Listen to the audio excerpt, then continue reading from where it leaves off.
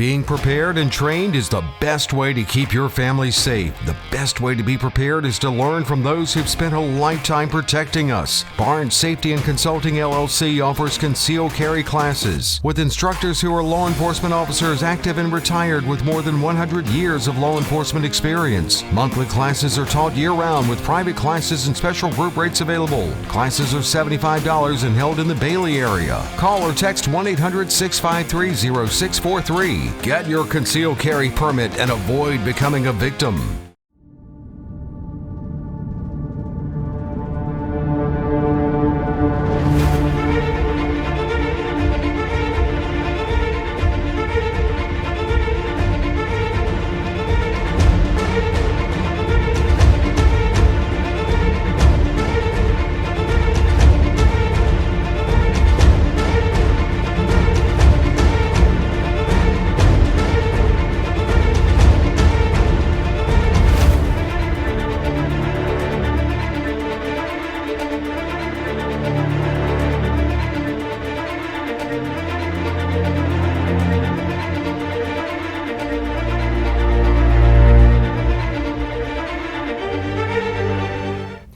Welcome to the K-Files. I want to thank, first of all, Barnes Safety and Consulting for sponsoring this program and has sponsored this program for a long time. We have to have sponsorships in order to keep it going, so remember that, folks. So I do appreciate it, JP. JP is not with us again today, but he will be back next week. He's been missing in action over the holidays, but he will be back with us next week.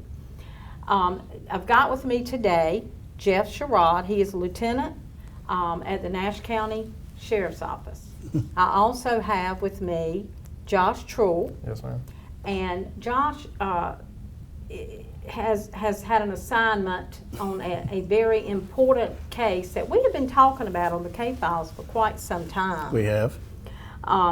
We got a press release, and we always love it when we get press releases saying there's been an arrest in a case. It's always good to get one. Now, this did not come from the K-Files, but what we do here is announce anything that we've been talking about, any cases that we've been talking about. We do like to let you know when they're either solved or when there has been an arrest. And this case has not been solved, correct? Not completely. Not completely, because to me, as long as they're in court and they've got to go to court, hasn't completely been solved.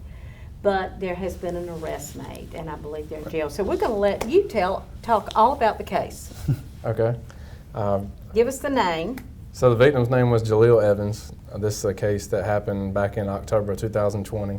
Okay. It started off in Greensboro PD, where he was from, and he was reported missing on October 8th by his dad of 2020. And after that, Greensboro PD began the investigation as a missing person. They didn't have anything to rule it as a homicide at that time. And so they began looking into leads. They actually did contact our sheriff's office and say that they had information that he may have been around Nashville area after he left Greensboro. As far as they could determine, the last day he was seen was the 1st of October. Okay. So they were already a week behind when he got reported missing. And nothing really, we looked, but we didn't have anything to go on. We just knew the whole town Right. basically as a whole is the area he was at, no specific people he was with or a particular area. So then it went till October 28th when he was actually found by a landowner, and that was on Sumler Road in Castelia. Right. And that property is about 4,000 feet off the paved road, so it's down a long dirt path. Oh, wow. And just lucky that, I guess, somebody, well, a farmer would be all around Right. the property probably, but just lucky if it was that far back that he was found. And that's what it was. They were out there just doing a cleanup day, cleaning up Yeah. the property, cutting grass, and that's when they stumbled upon it. And at that time, they weren't even 100% sure that it was a human when they found the remains. So they contacted our sheriff's office. Like I said, that was the 28th of October, 2020. And our sheriff's office went out there. Our evidence technicians were able to say that it obviously was a human. They did see where it's potentially a gunshot wound, but obviously we had to forward all that stuff to the medical examiner, and they look into it. So that took a few weeks probably. The medical examiner was able to use a little bit of a tattoo that they found to determine that it was Jaleel Evans who was missing from Greensboro. Wow. So at that point, this was on the 28th, and like I said, he was last seen on the 1st of that month. So what and if you can't answer any of the questions I asked, please say, because I understand that it's Okay. going to court, and we understand all that, right? But, so what was he doing in Nashville? Did he have relatives here? Or do we not want to discuss that right now? Yeah, I don't think we can really get into why he was here or how So he we'll got know here, that in but- the end then? Yes, ma'am. That's Okay, right. all right, we'll wait to find out why he was in Nash County. Okay, so going forward, so you made an arrest, Recently, yes, ma'am. we Recently did, made an which was a arrest. little bit over a year later. yeah. Well, these things take time, and we They do. understand that. They do. There was lots of things followed up on, and there were, I guess you say, tons of search warrants done with different things as far as social media and different outlets like that. And a lot of them, when you put them in, it may take a month, 2-3 months to get it back. So some of that was part of the delay of what took so long, but we really wanted to make sure we had everything together Right. in the case before And we that's did anything. important, isn't it, Josh, to get it right? Yes, ma'am. Oh, yeah. So that there can't be something that happens in court that they get off, or whatever. It's important to get it right. Yes, to ma'am. take your time and get it right. So, very good. So, an arrest made in the Jaleel Evans case, and we will follow this until it goes to court. Now, he had a first appearance this week. Should be on the 28th, I believe. Should have been, yep. That's today. Okay, his first Yep. appearance Should is have been today. today, yeah. This Okay, morning. well, I Should have guess been he's this morning. probably already had his first appearance today. And this is going to be aired on Thursday morning, so he would have his first appearance Monday, this past Tuesday. Tuesday. Right, Tuesday, right. So, as I said, we'll follow this to see what happens in court later on. He'll get his day in court like everybody else. Can you tell us, Josh, who the suspect is in this case? I can. We arrested Mequan Battle in this case, who was an associate of Jaleel's, who, same thing, was living around the Greensboro area and had ties back to Rocky Mount. And he, like you've already said, he had his first appearance on Tuesday, the 28th, and he's currently being held in our jail for first-degree murder with no bond. Wow. But let's talk about getting it right. I remember the Lynn Kill case, and people were just saying, what is taking them so long? Why do they take so long? People, the general public, including me, have no idea what y'all are doing. They don't know that you are interviewing and getting search warrants and searching all this to make sure you do get it right, so there's not anything in court. So I just want people to understand that that's the reason it takes. I mean, you just can't go out and arrest somebody. No, I mean, it's not as easy as people make it look on TV. Mm-hmm. I wished it was that easy. If it was, we wouldn't have 2 unsolved ones right now. Right. But the thing about getting it right is that there's a reason why the public don't know what we're doing. Right. Because if they knew what we were doing, then the suspect may know what we're doing. That's So exactly we right. try to keep everything close to in-house as we can until we make an arrest and we determine that there's no more arrests to be made.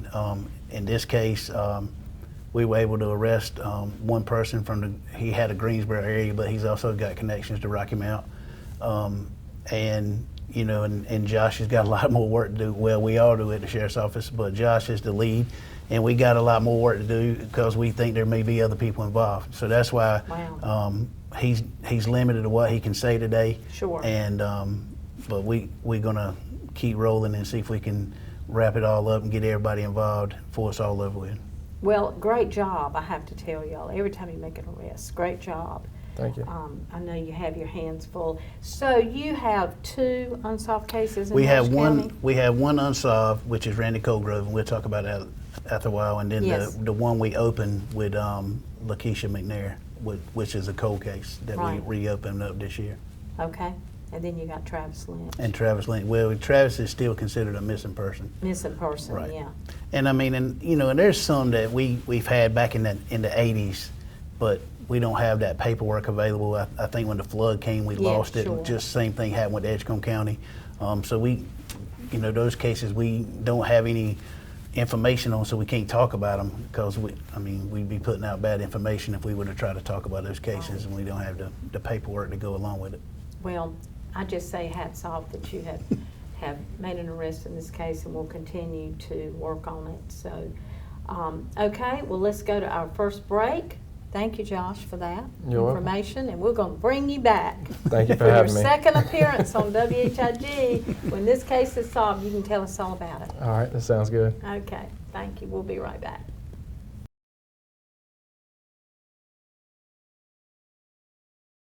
Being prepared and trained is the best way to keep your family safe. The best way to be prepared is to learn from those who've spent a lifetime protecting us. Barnes Safety and Consulting LLC offers concealed carry classes with instructors who are law enforcement officers active and retired with more than 100 years of law enforcement experience. Monthly classes are taught year-round with private classes and special group rates available. Classes are $75 and held in the Bailey area. Call or text 1-800-653-0643. Get your concealed carry permit and avoid becoming a victim.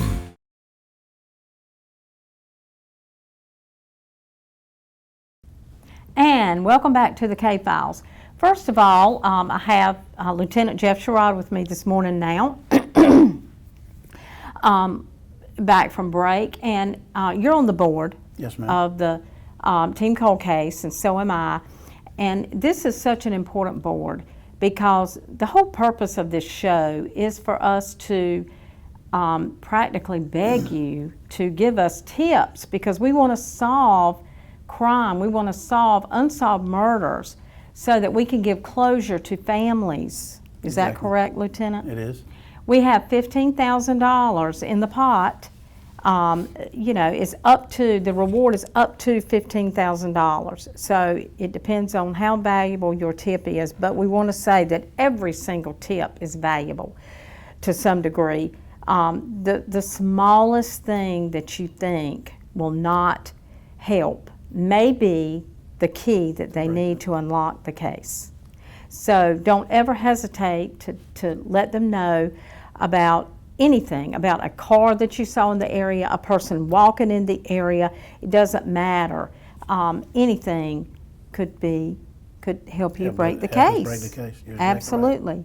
So anyway, we encourage you, if you know anything about a case, if you know anything at all about a case, it's completely anonymous.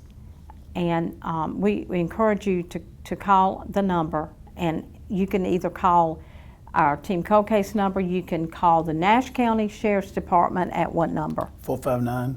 4121, or you can call the City of Rocky Mount. You can call Crime Stoppers, 977-1111. You can call the Rocky Mount Police Department. You can call the Edgecombe County Sheriff's Department. Yep. Just call is what we tell you, and it will be anonymous. So that's very important. But if something, it's the holiday season, and think about what these people have on their hearts right now. They have heavy hearts because they've lost loved ones, and it has not been solved, and they do not know what happened.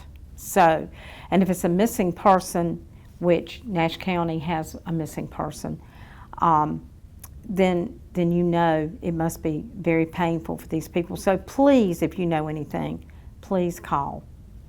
Okay, now we'll get to a case that you have in Nash County. Yep. Randy Colgrove. Mm-hmm. Okay, It's tell one of us our about, cold cases. how did that kind of take place on Highway 58, Right. Sandy Cross? Well, before you get to Santa Cross. Okay, But it was back in October the 21st, 2017. okay, We received a call from communications saying that some friends of Randy had went to check on him and found him laying in a path right there at his residence.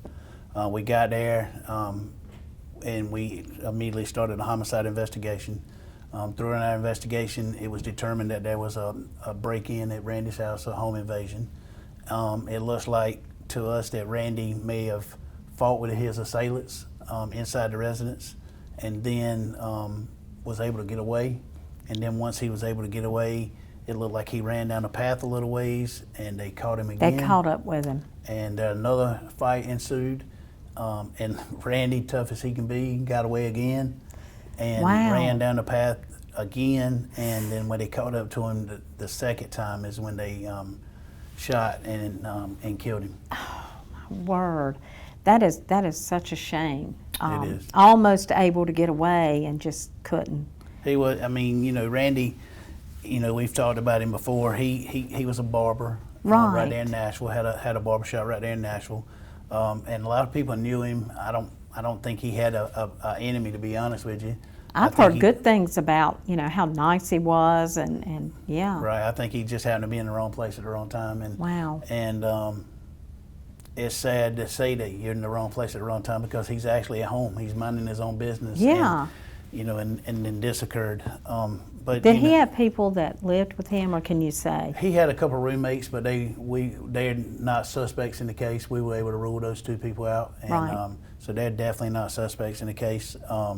But and people lived around him. I mean, we interviewed one lady who lived right down the path from him, and actually texted another lady that lived up the path from him, and said she actually heard the gunshots. Wow. But they thought it was a hog operation behind them where they were about there killing hogs. Right. And because she texted the other lady and asked her, was everything okay? And she said yes, so they didn't pay it any mind. Oh, wow.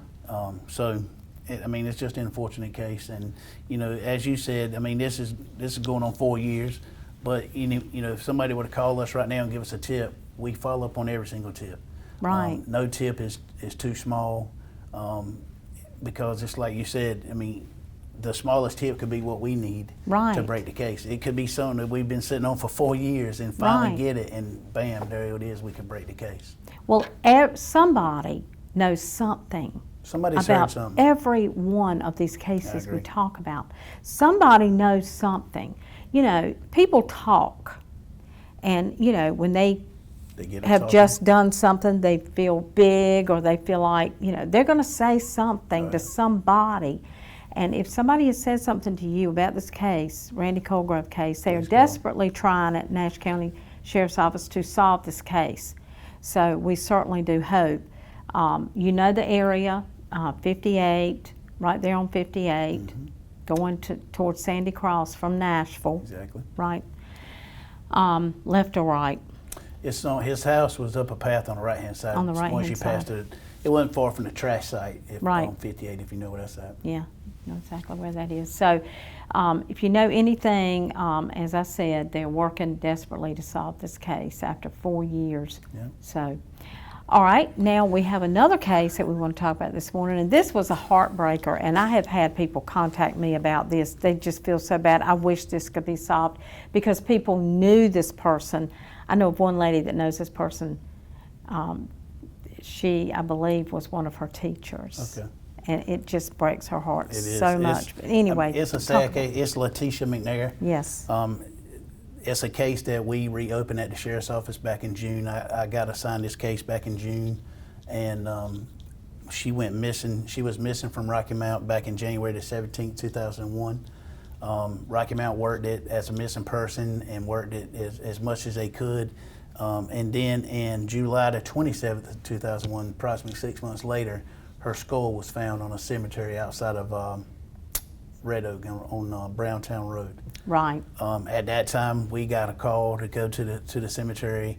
The medical examiner's office was able to determine that skull belonged to Latesha. So at that time, we opened up a homicide investigation.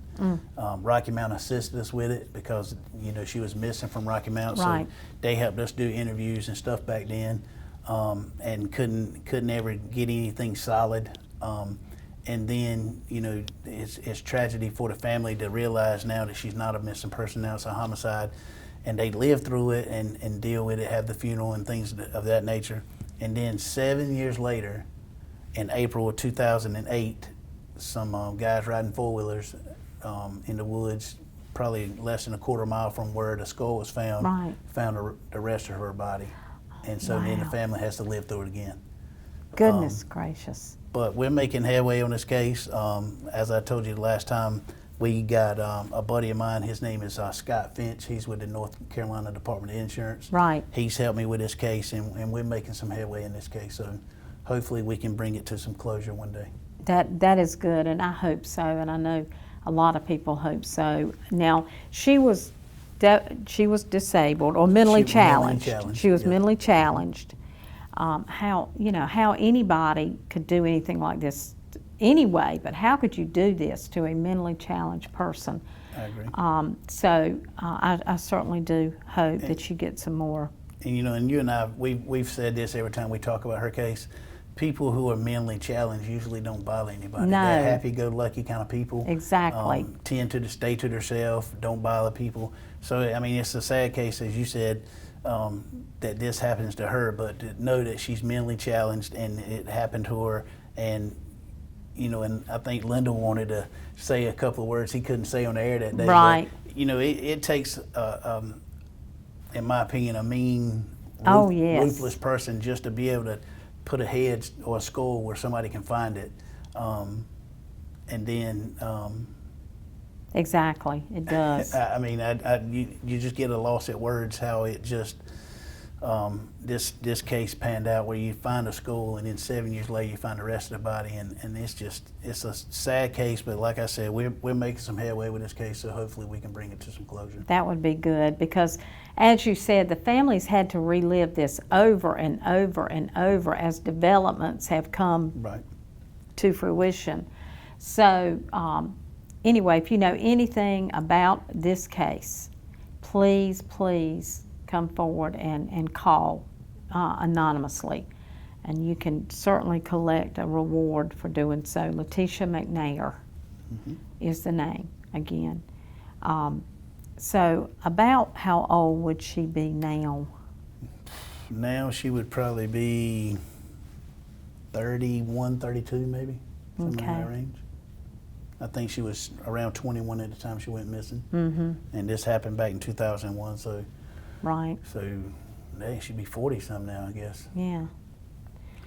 And, Probably and so. I stay in contact with the family. Her brother and sister call me, every once in a while, and just to get an update with the case or give me some information they may have heard in a rumor. So, I mean, I talk to her brother and sister right much, and since we've reopened it back in June, I think it was, I mean, I've done the interviews with the family and talked to several members of the family. So most of the family is pretty aware that we reopened this case again, and trying to bring some kind of closure to the family. So we'll see how it turns out. Y'all do such a good job, and y'all we are so thorough. Y'all are so thorough, and that's what it takes. So anyway, we've talked about Randy Colgrove this morning. We've talked about Jaleel Evans cases. Latesha McNair. You got it right. Latesha McNair. Yep. Is that right? McNair. Latesha McNair. Randy Colegrove, and we talked about Jaleel Evans. So anyway, we'll be back in just a minute. We'll talk to you a little bit about another case, and we're going to give you some New Year's Eve tips.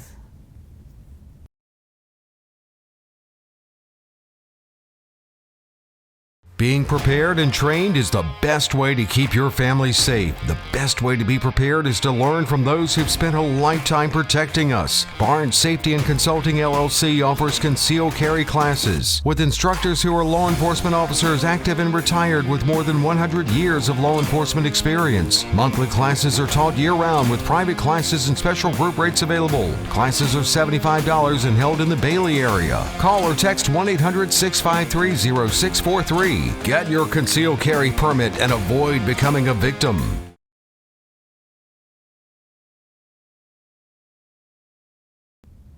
And welcome back. And I still have Lieutenant Jeff Sherrod with me today. I appreciate him filling in for J.P. Barnes.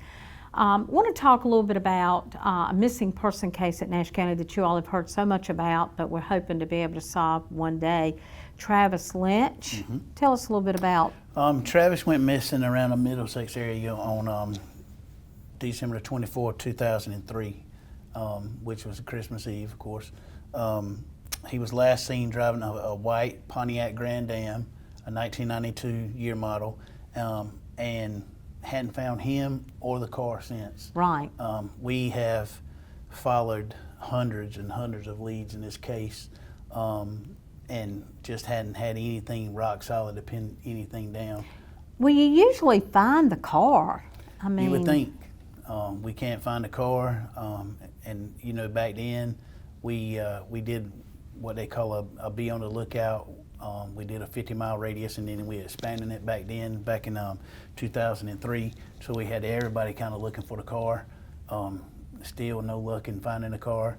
And, you know, and Major Misty Strickland came on the show one day and talked about it. Right. She used to be Travis's school resource officer. Yes. And Jackie calls her religiously. Yeah, I they mean, talk a all the lot.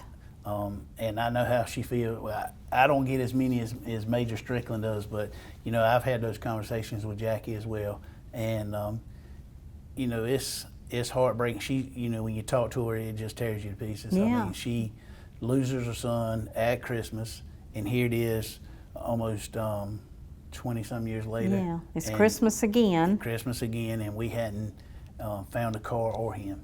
And you would think we would find one, at least one. I but know. We just have went up every avenue and followed every lead we got, and we still hadn't been able to come up with anything so far. So I'll just read a little bit about some information we had in our book, and in case some of you might have not picked up one of our books. His girlfriend was Carlisha Whitley. He went to her house on Claude Lewis Road in Middlesex, so he could sober up. He was last seen leaving her home at 1 a.m., trying to get to his own home on Glendale Drive in Wilson. Lynch was supposed to call Carlisha when he arrived, but never did. She called and asked his mother. She called his mother to ask if he had gotten home. When Travis's family members went to Middlesex to ask about him, they weren't allowed inside, which was so strange to me. I mean, why won't you let me in? You know, why wouldn't they let law enforcement in? So she called his mother. When Travis's family members went, well, that was Travis's family members went to the house. They weren't allowed inside. His mother reported him missing on December 26. He has never been heard from again. His car, as Lieutenant described the car, Lynch had purchased the vehicle just the day before he went missing after his previous car was damaged in a crash, and he was very happy with it. 4 months after Lynch disappeared, a mobile home owned by Carlisha's family was destroyed in 2 fires. Ding, ding, ding. On April 23, 2004, but didn't completely burn down. A few days later, there was another fire at the home which destroyed it. The home was occupied by Sean Fonte Whitley at the time of the fires. He is currently serving a term in federal prison for unrelated drug offenses and is due to be released in 2021. So that means he might be out. He may be. Investigators believe the fires were suspicious but stopped short of ruling them arson. They think the fires may have been related to Lynch's disappearance. It's just so sad. I mean, all of this turn of events. It's just too many strange things in this case. I mean, agree. You know, the family members go looking for Travis and they won't even let him come in the house. Why? And number 2, the mobile home catching on fire. I mean, just too many strange turn of events. But anyway, the lieutenant isn't saying that. I am. Right. That's just my speculation. Anyway, this is another case that's outstanding. If anybody knows anything, this is in the Middlesex area, so there are a lot of you out there, Bailey, Middlesex area, that know the family, and somebody's talked about this. I mean, I know they have. Somebody's talked, and somebody knows something. So please come forward if you do for a nice reward. Okay, well, New Year's Eve is upon us. It is. It is, and you know what happens on New Year's Eve? We like to have too much fun. So sometimes we try to have too much fun. Please, I'm going to be traveling, so I hope if people are drinking, they're not driving. Give us some tips about what we should do. Well, I mean, you know, definitely don't drink and drive. I mean, you can always call a friend, call Uber, call somebody to come get you. Yes. I promise you that law enforcement is going to be heavy on the roads during the holiday season, just like they have been at Christmas. And, you know, unfortunately, bad things happen. Yes. Take this weekend, for instance. I mean, Edgecombe had a homicide. Yes, they Wilson did. Police Department had a homicide. So, you know, it's terrible to have homicides anytime. But when they happen around the holidays, Right. I mean, to me, they're just a little worse. Yeah, that's true. So, you know, just people just, it's not that hard to behave. No, it's not. Well, people get together and they're drinking. Oh, yeah. And sometimes when you're drinking, you do things that you wouldn't normally do. True. And you need to be very careful if you are drinking. It's just a matter of not drinking too much. I mean, 1 drink or 2 drinks, I've always said I can have just as much fun, which I don't drink, but you can have just as much fun with 1 drink as you can, a social drink I agree. is okay. But nothing good is ever going to come out of being drunk. So we hope that everybody will drink responsibly, and if you do drink, please call. Law enforcement's going to be out there. They're going to be everywhere on New Year's Eve. So, isn't that correct? It is. We will have extra cars out. Just Roadblocks. Like there probably will be. Some roadblocks. Yeah, I mean, we always team up with the Highway Patrol and whichever local city we just happen to be around. And, Yes. I mean, and there will be some roadblocks. And just, everybody wants to hear fireworks or dynamite or gunshots. I mean, just be responsible. I mean, you have to realize that if you're out just shooting a gun, that as soon as that bullet leaves that gun, you're responsible for where it goes. That's right. And I want to say a couple years ago, it was either Raleigh or Durham, an older lady was actually killed by gunfire that, where somebody was just shooting just to, to hear a boom. And unfortunately, I think the bullet went through her house and killed her. They do, bullets will travel. They do travel. And when they leave that gun, you have no idea where they're going. No. So, if you're gonna, I would strongly recommend that you not do that. I mean, go buy some cheap fireworks and listen to them boom all you want to. Right. But definitely out shooting a gun just to celebrate the new year coming in is not the way to do it. No. Fireworks are much better. And if you're using fireworks, please be careful not to set your neighbor's house on fire also. But but there's all kinds of ways that you can safely and responsibly have fun on New Year's Eve. I hope everybody does have a wonderful New Year's, and coming into 2022, we'll have more of the K-Files and some interesting things coming up on the K-Files. So might change it up a little bit, you'll see. So anyway, everybody drink responsibly, have a great New Year's Eve and New Year's, and we'll see y'all next week. Thank you, Jeff. Thank you.